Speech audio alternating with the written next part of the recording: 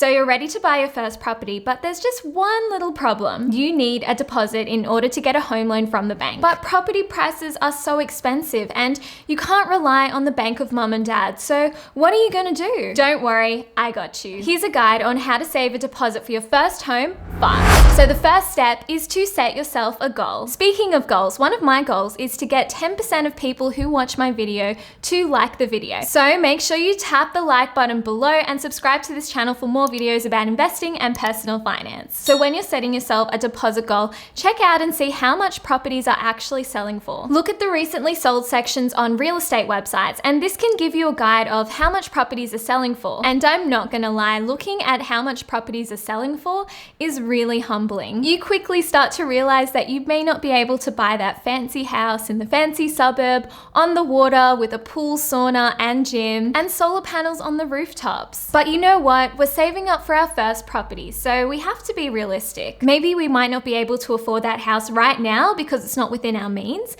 but maybe one day in the future we will absolutely be able to afford that house. We've got to start somewhere after all. So the second tip is to remember that you don't actually need a 20% deposit in order to buy your first home. Sorry to bang on about this, but I really want you guys to know this. And if you don't know, now you know. Yes, you may need to pay lender's mortgage insurance if it is less than a 20% deposit, and it may mean that you will need to pay back more money on the lifetime of your loan because you will have a smaller deposit. However, it does mean that you will be able to get onto the property ladder even earlier, so then potentially you won't be priced out of the market. You can also check out the First Home Buyers Deposit Scheme, which allows you to put down a 5% deposit and you don't have to pay lender's mortgage insurance. However, at the moment, it does only apply for new builds, so definitely check out the government websites for more information about this. The third step is figuring out where you're going to park your money while you save for your first home. And this all depends on your risk tolerance and what you prefer to do. Here are a couple of options. You could use the First Home Buyers Super Saver Scheme, and this allows you to save for your first home in your superannuation by salary sacrificing more of your pay into your superannuation.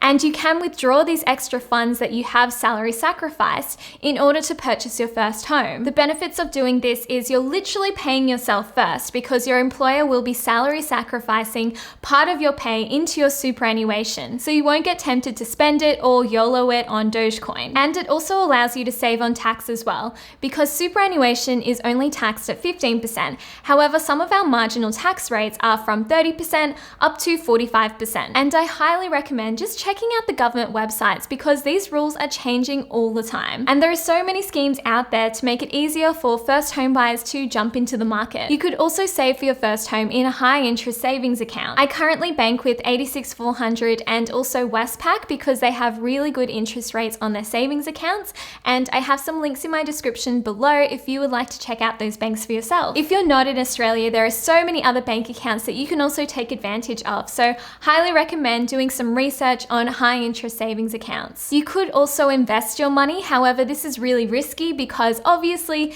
the stock market does go through highs and lows, and a lot of financial experts don't recommend doing this. However, this all depends on your risk tolerance and also how long you want to be saving for your first home for. So the fourth step is to review and audit your expenses from the past 3 to 6 months. Categorize your expenses and see what you can cut back on. Are you spending a little bit too much money at Amazon?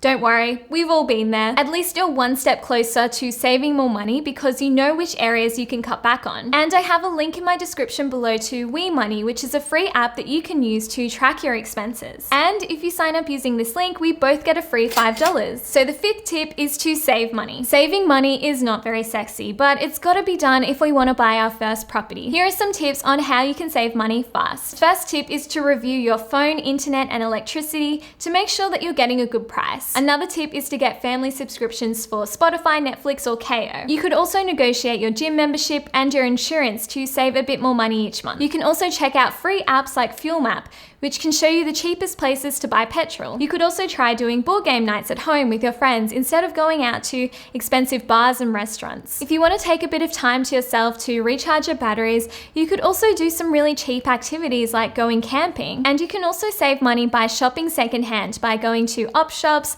Facebook Marketplace, and Gumtree. And if you would like more tips on how you can save money, you can watch this video up here. So the next tip is to try and negotiate your salary and get a pay rise at work. Have you been going going above and beyond at your day job, well, let it be known. You've been hustling for the past year and you deserve it. So negotiate your salary at your next salary review. Tell them about that time that you stayed back at work in order to help your team, or that time that you pitched that new idea that you worked tirelessly to get off the ground. The worst thing they can do is say no. The next tip is to start a side hustle. If you work from 9 a.m. to 5 p.m. 5 days a week, you still have evenings and weekends to make some extra money on the side. Here are some side hustle ideas. You could freelance, you could do teaching or tutoring, you could do copywriting, you could drive Uber, you could do Uber Eats, or you could start a blog, podcast, or YouTube channel. There are so many side hustle ideas out there. And the final tip is to move back home in order to save more money. This may not be an option for some people. However, if you can move back home,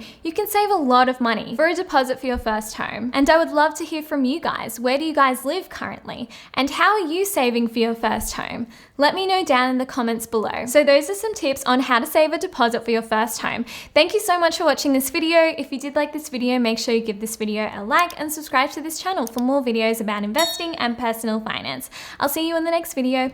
Bye! And if you'd like to see more videos, I've got some links to some videos here, so click on the links and click through to another video.